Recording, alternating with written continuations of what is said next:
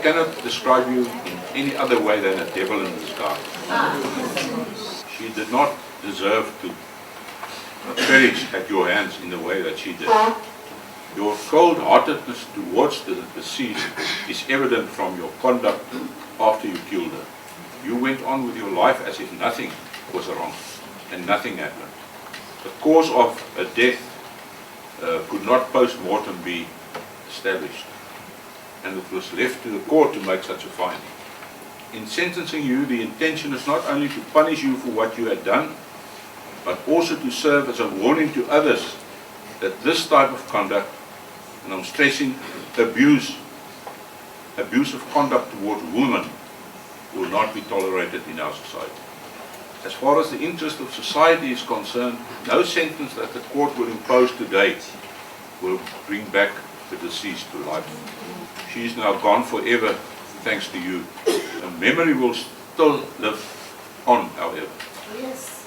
By sentencing an offender, the court must make it clear to the community that their interests are also important.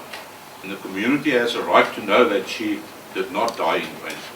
It would not be inappropriate to call you a person that gives men a bad name. One looks at your actions beforehand and afterwards. The court has no doubt that you are a danger to society. You've shown no remorse at all. Even in evidence today, you try to avoid responsibility. You deserve nothing less than a harsh punishment. No other sentence than imprisonment would be appropriate. You caused an imbalance in the scale of justice, and that imbalance must now be corrected by imposing an appropriate sentence. To take a life comes at a high price. The court has no doubt that you will now, from now on, be an outcast in the community. The court is of the opinion that the following would be an appropriate sentence. For the assault charge, you are sentenced to 5 years imprisonment.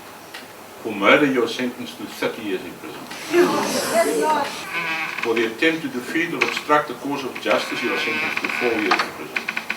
In the interest of mercy, the court orders that 2 years of the 5 years on count 1 and 4 years on count 3 run concurrently with a sentence on count 2.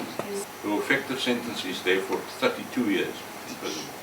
Your advocate had nothing to say in regard to section 12.1 of Act 60 of 2000. Therefore, in terms of that section 12.1 of Act 60 of 2000, the court does not order otherwise, which means that you are now automatically unfit to possess a firearm. You understand? Yes, sir. I do not have to explain the accused's right to appeal because he has a legal advisor.